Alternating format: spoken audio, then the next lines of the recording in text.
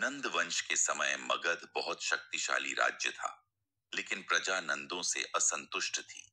इसी समय चाणक्य ने एक युवा महत्वाकांक्षी व्यक्ति चंद्रगुप्त मौर्य को चुना।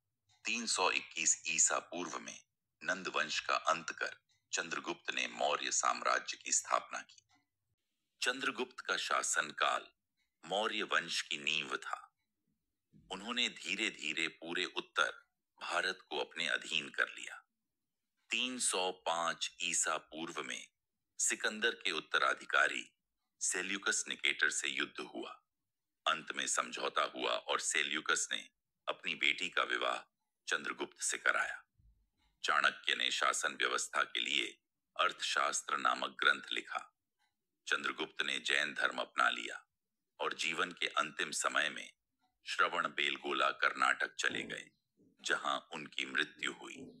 चंद्रगुप्त के पुत्र बिंदुसार ने साम्राज्य को और मजबूत किया। यूनानी लेखक उन्हें अमित्रघात यानी दुश्मनों का संहारक कहते थे।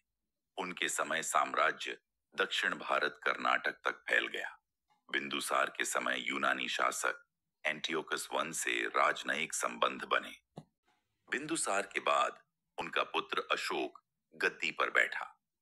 शुरू में अशोक कठोर और युद्ध प्रिय था। कलिंग युद्ध 261 ईसा पूर्व ने उसकी सोच बदल दी। लाखों लोग मारे गए और खून खराबा देखकर अशोक दुखी हो गया। इसके बाद उसने बौद्ध धर्म अपनाया और धम्म नीति का पालन किया। उसने शांति, अहिंसा, धर्म प्रचार और सामाजिक कल्याण को बढ़ावा दिया। अशोक ने श्रीलंका, नेपाल, अफगानिस्तान और मध्य एशिया तक बौद्ध धर्म का प्रचार कराया।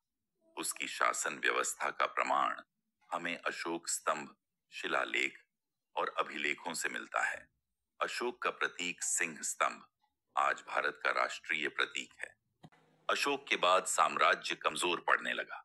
उसके उत्तराधिकारी इतने सक्षम नहीं थे। प्रजा, प्रांतीय शासक और सैनिक बिखरने लगे। ग्रीक, शक और कुषाण जैसे विदेशी आक्रमणकारी भारत में प्रवेश करने लगे।